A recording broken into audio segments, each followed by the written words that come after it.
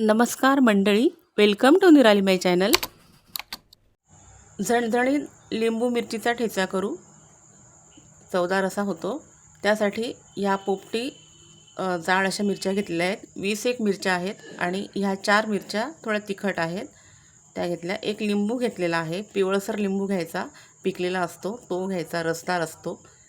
मिरच्यांचे तुकडे करून घेतलेत. एका लिंबाचे असे छोटे छोटे तुकडे करून घेतलेत आणि ह्या तिखट मिरच्या ज्या होत्या 4 त्यांचेही तुकडे करून घेतलेत.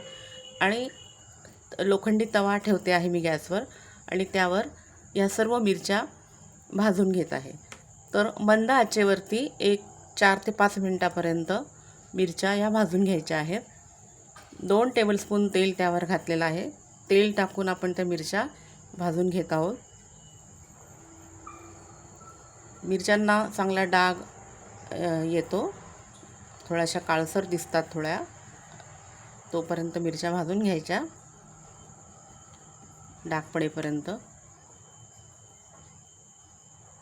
मिरच्यांवरती थोडंसं मीठ घातलेलं आहे, 2 छोटे चमचे मीठ. मिठामुळे सुद्धा मिरचीचा तिखटपणा कमी होतो आणि मिरच्या लवकर भाजल्या जातात, ठसकासुद्धा येत नाही. अर्धा टेबलस्पून जिरं त्यामध्ये घातलेलं आहे आणि 8-10 लसणाच्या पाकळ्या. गावरानी लसूण आहे, चव चांगली येते लसणाची. तर लसूण आणि जिरंसुद्धा आपण मिरचीबरोबर भाजून घेत आहोत मंद आचेवरच एक 4 ते 5 मिनिटापर्यंत. सर्व भाजून झालं की डिशमध्ये काढून घेत आहे आणि 1-2 मिनटं थंड होऊ द्यायचं या मिरच्या आणि मग त्या मी खलबत्त्यामध्ये वाटून घेत आहे. खलबत्त्यात वाटल्यामुळे चव चांगली येते म्हणून खलबत्त्यात मी वाटते आहे. मिक्सरवर वाटलं तरीसुद्धा हरकत नाही. खलबत्त्यात मी वाटून घेत आहे. थोड्या करून 2दा करून वाटून घेतल्या.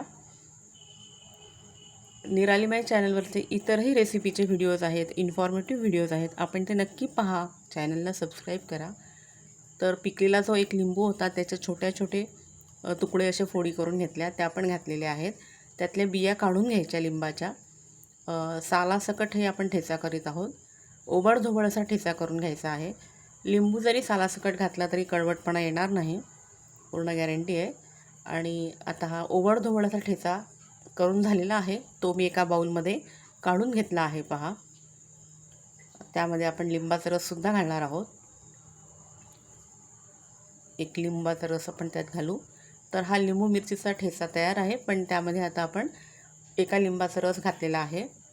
त्याच्यामुळे तिखटपणाही कमी होतो मिरचीचा आणि रसरशीत असा हा ठेचा तयार होतो.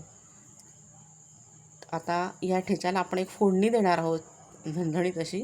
मीठ थोडंसं कमी वाटतं आहे म्हणून थोडंसं मीठ पुन्हा घातलेलं आहे आणि भाजलेल्या दाण्याचा कूट 3 टेबलस्पून आहे तो घातलेला आहे. तर पटकन होणारा असा हा ठेचा आहे. आपण दाणे भाजूनही घातले असते, पण मी अशा पद्धतीने हा ठेचा केलेला आहे.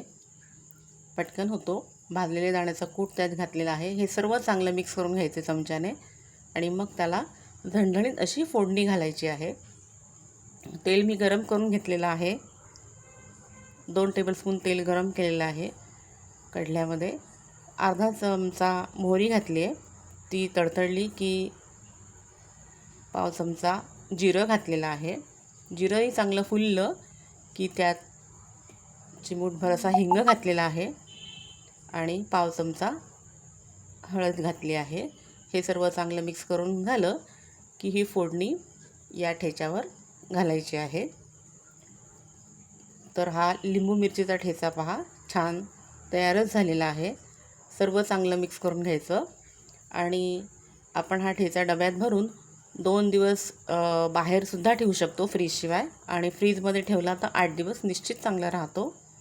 तर जेवताना तोंडी लावणं म्हणून, भाजी नसेल तर तरीसुद्धा एखादा पर्याय म्हणून सुद्धा होऊ शकतो. व्हिडिओ आवडला तर लाईक नक्की करा. Please like, share and subscribe निराली माय चॅनल. थँक्यू.